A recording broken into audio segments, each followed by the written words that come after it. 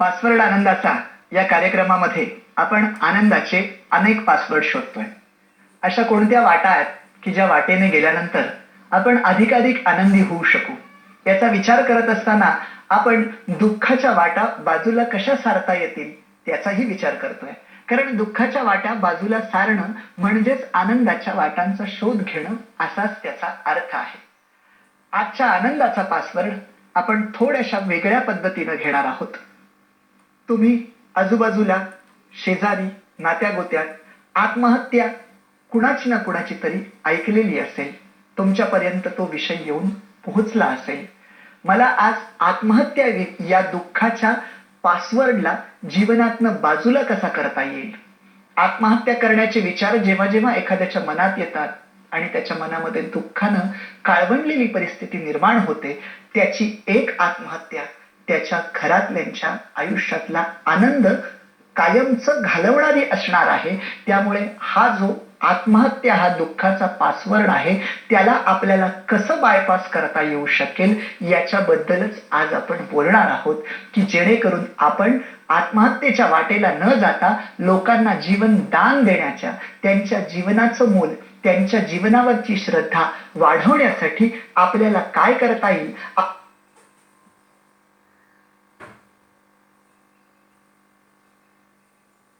Zee मराठीवर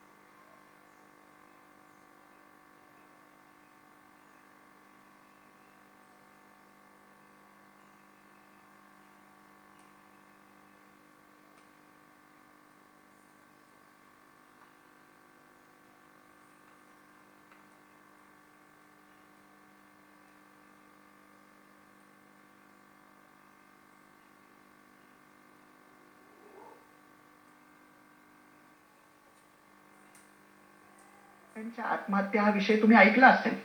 पण मी कधी कधी असा विचार करतो, खूप जण म्हणतात त्यांच्यावर कर्जाचा बोजा झालाय आणि मग कर्जाचा बोजा झालाय म्हणून त्या शेतकऱ्यानं आत्महत्या केली बिचाऱ्यानं. अगदी बरोबर आहे, कर्जाचा बोजा झालाय. पण मी उलट विचार असा करतो, शेतकऱ्यानं आत्महत्या केल्यानंतर त्याची जी बायको असते ती बायको बिचारी एकीकडे नवऱ्याच्या जाण्याचं दुःख आहे, एकीकडे घर कोलमडलेलं आहे, तिची 2 छोटी मुलं असतात, त्यांनाही ती अंगा खांद्यावर घेते, शेजारणीची भांडी घासते, कुठेतरी कामाला जाते आणि स्वतःचा संसार चालवते नवऱ्याच्या मृत्यूनंतर सुद्धा. कोण आत्महत्या केली असं तुम्ही कधी ऐकलंय का? पहा, माझ्या ऐकण्यात तरी नाहीये. उलट परिस्थिती तर त्याही पेक्षा खालावलेली होती ना नवऱ्याच्या मृत्यूनंतर. मग आर्थिक परिस्थिती खालावणं हे आत्महत्येचं कारण नाही होऊ शकत. काही ठिकाणी तर असेही उदाहरण आहेत, 52 वर्षाचा शिक्षक आहे, बायको ही शिक्षिका आहे, मुलंही मोठी झाली आहेत, सुसंस्कारित आहेत, मुलीचं लग्न झालंय, मुलगा नोकरीला लागलाय, घर कसं सगळं आनंदात आहे, दुःख शोधावं असं काहीच नाही. तरी सुद्धा ज्यानं आयुष्यभर मुलांना उपदेश केला, संकटाशी लढलं पाहिजे, आत्महत्या म्हणजे चोरटा मार्ग झाला, प्रेरणा देता येईल असंच काहीतरी करा, असं ज्या शिक्षकानं आयुष्यभर मुलांना शिकवलं आणि असा एखादा शिक्षक आत्महत्या करतो. घरातल्यांनाही कारण कळत नाही, बाहेरच्यांना तर कळण्याचा प्रश्नच नाही. ते आश्चर्य करत असतात, तरी ते कारण गूढच राहतं की का आत्महत्या केली, काय कारण असू शकेल याचं. एखादा विद्यार्थी नापास होतो आणि तो आत्महत्या करतो, नापास झाला म्हणून आत्महत्या. मग तसा जर विचार करायला गेला तर इतकी काही मुलं नापास होणारी असतात ना की ते 4-4, 5-5 वेळा बसले तरी ते पास होत नाही, मग तेच नाच सोडून देतात. सगळीच मुलांची आत्महत्या नाही होत. काही जण आत्महत्येचं कारण प्रेमभंग झाला म्हणून आत्महत्या केली असेही काही असतात. मला सांगा, प्रेमभंग होतो, ज्यावेळेस प्रेमभंग होत असतो तेव्हा तो एकाचाच होत नसतो ना, दुसऱ्याचा पण झालेला असतो ना, कारण दोन व्यक्ती त्या प्रेमाच्या प्रक्रियेत समाविष्ट असतात.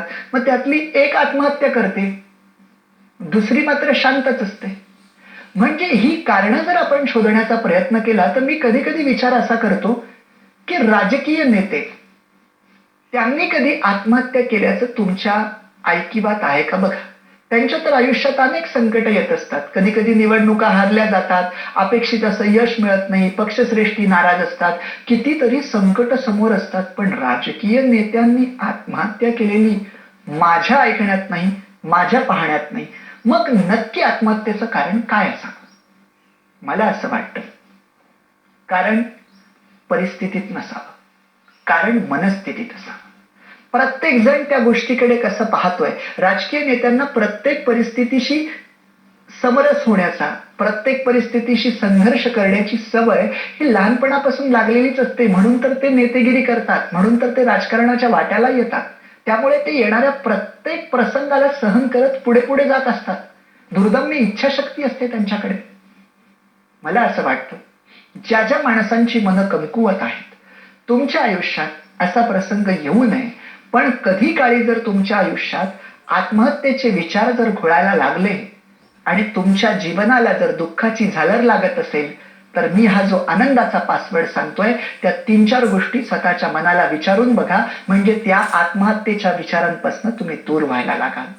पहिलं, मनाला हे विचारा की मी ज्या गोष्टीसाठी आत्महत्या करू असं म्हणतोय, ती जी गोष्ट आहे, ती जी परिस्थिती आहे, ते जे संकट आहे, ते संकट कायमस्वरूपी माझ्या आयुष्यात कायम वर्षानुवर्ष असंच राहणार आहे का?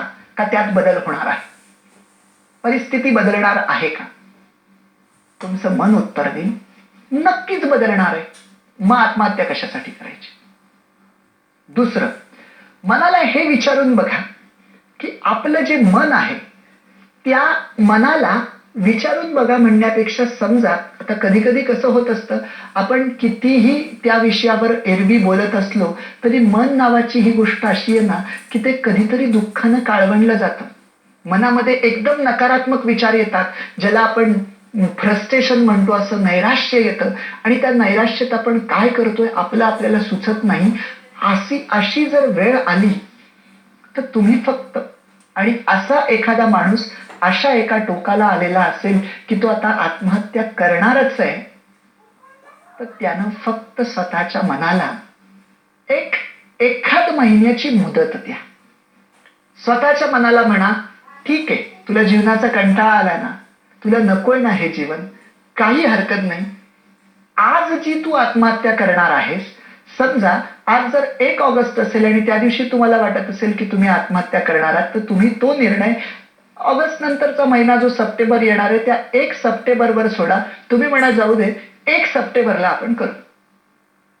तुम्ही म्हणाल मग त्या महिन्यात काय फरक पडेल? अहो, मी तुम्हाला सांगतो, तुम्ही जर आत्महत्येचा निर्णय 1 महिन्याच्या पुढे जर ढकललात ना, तर तुम्ही आत्महत्या करूच शकत नाही. कारण त्यानंतर परिस्थिती पुढची बदललेली असणार आहे की जी परिस्थिती तुम्हाला अत्यंतिक बिकट वाटत होती, त्यातून तुम्हाला बाहेर पडण्यासाठी कोणतीच वाट दिसत नव्हती. महिनाभरानंतर जीवन इतकं प्रवाही आहे की तुम्हाला बाहेर पडण्याचा मार्ग तयार झालेला असेल. परिस्थिती बदललेली नसेल तर मी विश्वासानं सांगतो तुमची मनस्थिती तर नक्की बदललेली असेल. त्यामुळे असं जर कधी तुमच्या मनात आलं तर 1 महिन्याची मुदत द्या. तुम्हाला माहितीये का, ते कोर्टामध्ये बघा, एखाद्या नवरा बायकोला जर घटस्फोट घ्यायचा असेल, दोघांची इच्छा आहे की घटस्फोट घ्यायचा आहे, तरी सुद्धा कोर्ट त्यांना लगेच घटस्फोट देत नाही. काही महिन्यांची मुदत देतं की तुम्ही विचार करा. कोर्टाला असं वाटत असतं की कदाचित काही महिन्यानंतर त्यांच्या मनामध्ये बदल होईल आणि ते एकत्र नांदतील. अशा अनेक प्रकरणांमध्ये नवरा बायको एकत्र नांदलेत. महाराष्ट्राच्या प्रत्येक जिल्ह्याची खबर, प्रत्येक बातमीवर अचूक नजर पाहायला.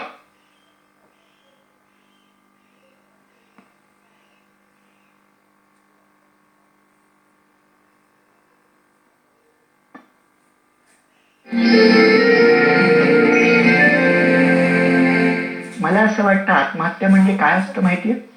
आत्म्याचं, आपल्या जीवाचं शरीरापासूनचं विलग होणं म्हणजे आत्म्याचा शरीरापासूनचा घटस्फोट म्हणजेच आत्महत्या असते की. अहो, त्या नवरा बायकोला 25-30 वर्षानंतर एकत्र आल्यानंतर बाजूला होण्यासाठी सुद्धा कोर्ट काही महिने देतं. तर जे शरीर, जो जीव जन्मापासून दोघं एकत्र नांदतायत आणि त्याला आत्महत्या करायचंय, म्हणजे त्या जीवाला त्या शरीरापासून घटस्फोट जर घेण्याचा तुम्ही विचार करताय तर किमान महिनाभर तर तुम्ही मुदत द्याल.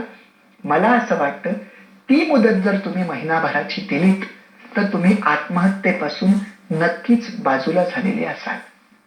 मंडळी, काही जणांच्या आयुष्यात आपण असं पाहिलंय की 10वी म्हणजे मला तर या गोष्टीचं काय म्हणावं, दुःख वाटतं असं नाही, पण ती जी मुलं आहेत ना, त्या मुलांना आतापर्यंत कोणी जीवनाकडे वेगळ्या दृष्टीने पहा असं सांगितलेलंच नसतं. 10वीला नापास झालाय किंवा 12वीला नापास झालाय म्हणून आत्महत्या केली जाते. मला त्या सगळ्या माझ्या विद्यार्थी मित्रांना सांगायचंय, 10वी 12वीचं यश अपयश हे काही तुमच्या अख्ख्या जीवनाची दिशा ठरवत नसतं रे. जीवन हे तुमचं इतकं मौल्यवान आहे की बाकीच्या या सगळ्या परीक्षा त्याच्या पुढे फार क्षुल्लक आहेत. त्या परीक्षा या आपल्या यशासाठी, प्रगतीसाठी, आपल्यासाठी आहेत. आपण परीक्षांसाठी नाही आहोत. मुलं असं समजून बसतात की आई वडील आपल्याला प्रेशर देतात म्हणजे आपणच परीक्षेसाठी आहोत. अरे, जीवना इतकं मौल्यवान दुसरं आपल्या पुढे काहीच नाहीये. आपलं जीवनच मौल्यवान आहे. त्या जीवनातला एक कुठला तरी छोटा भाग आणि कुठली तरी छोटी परीक्षा, तिच्यात समजा अपयश आलं. बरं, काही जणांचं म्हणणं काय असतं, आम्ही 5-6 वेळा अपयशी झालो, आता आम्हाला पुढं काय? अरे, काय झाला 10वी नापास म्हणून काय तुला तुझ्या जीवनात काहीच करता येणार नाही का? अरे, 10वी नापास असलेल्या मुलांनी सुद्धा स्वतःचं करिअर चांगल्या पद्धतीनं उभं केलंय, ती पुढे जीवनात यशस्वी झालेत. अशी कितीतरी उदाहरणं सापडतील. एडिसनला तर दुसरीतनं तो मतिमंद आहे म्हणून काढून टाकलं होतं की तो कुठेतरी एकटक बघतो, एकाग्रतेने पाहतो, त्याला बाजूला केलं होतं. पण त्यानं पुढे जाऊन दिव्याचा शोध लावला. पण जीवनामध्ये आपण वेगवेगळं करू शकतो.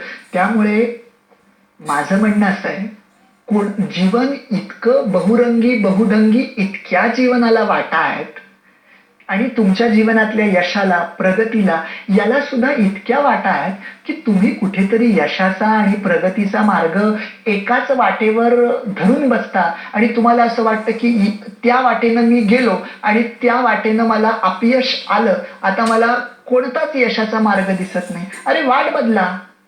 त्या मार्गावर दिसत नाही पण वाट बदलली तर मिळेल ना. त्याच्यासाठी जीवन कशाला संपवता? तुमच्या पुढे अनेक वाटा आहेत. प्रश्न फक्त एवढाच आहे की तुम्ही त्या वाटा डोळ्यांनी पाहत नाही आहात. अनेक मार्ग असतात. आपण आपल्या डोळ्यांनी नीट विचार केला पाहिजे आणि असा जर विचार आपण करायला शिकलो तर आपल्या जीवनामध्ये आत्महत्येसारखा दुःखाचा पासवर्ड कधीही डोकावू शकणार नाही. आपण अनेकांना उलट जीवन किती सुंदर आहे हे आपण पटवून देऊ शकू, हे आपण सांगून देऊ शकू. जीवन हे अनमोल आहे. ते जीवन आपल्याला मिळालंय.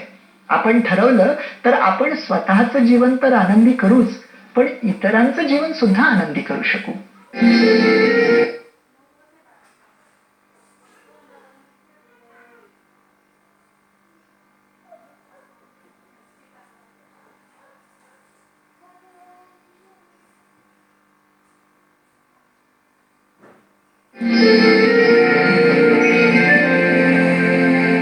पाडगावकरांची एका कवितेची एक कडवं मला आठवतंय. फार सुंदर कडवं आहे बघा. जीवनावरची श्रद्धा वाढवणार आहे, जीवनाकडे छानपैकी पाहणार आहे, जीवन कसं आहे हे सांगणारं ते कवितेचं कडवं आहे. मंगेश पाडगावकर त्या कवितेत म्हणतात, मातीच्या ओल्या ओल्या वासात, वाऱ्याच्या खोल खोल श्वासात झाडाचं भिजणं सुंदर आहे.